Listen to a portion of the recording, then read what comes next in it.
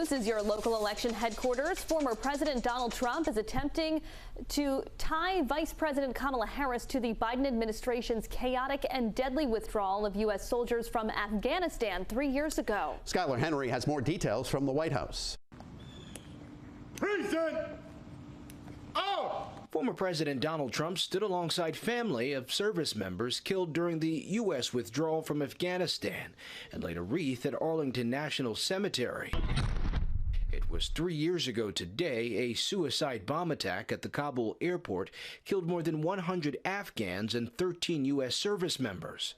Speaking to National Guard Association members in Detroit, Trump looked to blame Vice President Kamala Harris for the pullout. Caused by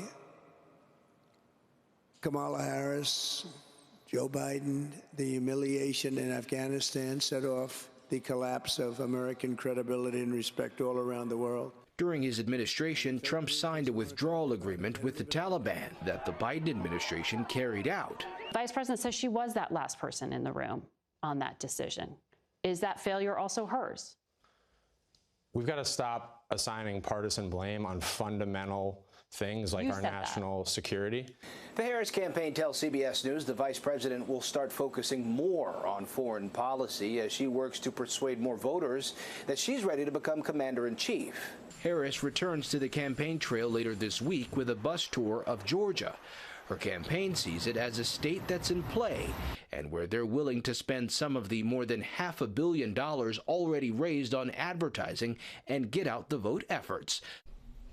Harris and Trump are scheduled to debate on September 10th, but the two sides are still squabbling over the ground rules. The Harris campaign wants the candidates' mics left on at all times, as opposed to only when it's one candidate's turn to speak. Mr. Trump says he does not want the debate to be moderated by ABC News and is currently scheduled, saying the network is biased against him.